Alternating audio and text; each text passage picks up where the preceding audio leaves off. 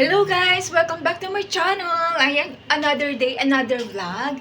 Ayan, for today's video guys, pupunta ako sa labas, bibili ako ng pagkain ng pusa. Bibili tayo ng dry food at saka wet food. Yung beef liver at saka chicken flavor.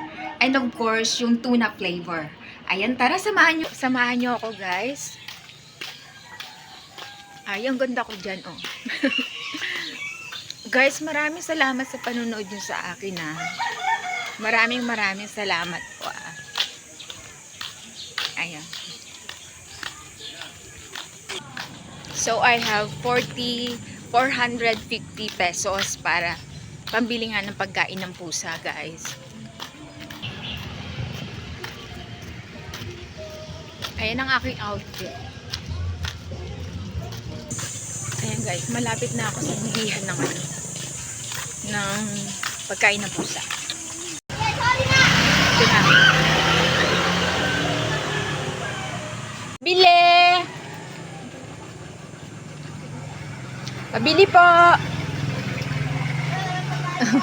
Hello po. Ano po, may beef pa na pusa. Aussie. Beef.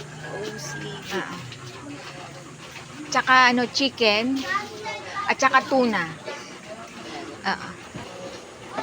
Parang wala na. Wala, ano na lang po? Wala nang beef. Meron tuna. Ay, ito pala. Beef. Ito. May chicken pa. Chicken.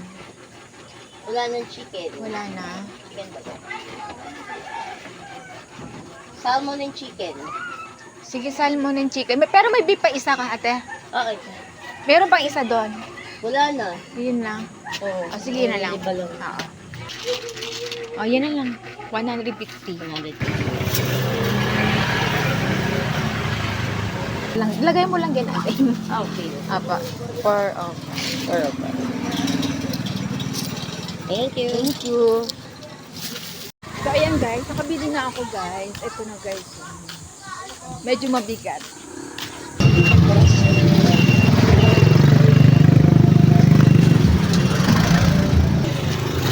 Butas pa guys. Butas yung plastic na siguro dun sa nasagi. Struggle tayo tuloy ngayon. Nabutas yung plastic. Buti guys, maliit lang yung butas ng plastic. Hindi siya. Pakainin natin yung mga pusa namin guys. Ayan. Guys, beef. Ang papakain ko sa kanila guys. Guys.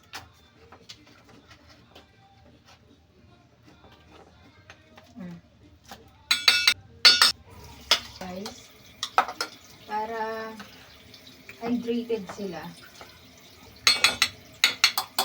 Natin ng dry food.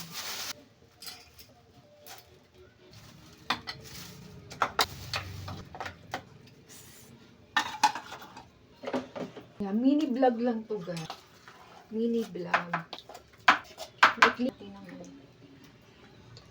Ilalagay ko sa ref para ma-preserve natin. Yan ang ginagawa ko guys para para mas matagal yung itatagal ng ating pagkain ng pusa guys. Ilalagay niyo sa ref guys. Ayan. Tapos kapag papakainin niyo ng mga pusa, lagyan niyo na lang ng tubig guys. Para mawala yung lamig.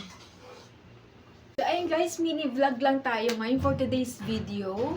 And maraming salamat sa mga nanonood sa akin guys. Maraming salamat sa nanonood ng aking video. And I'll see you on the next video guys. Bye!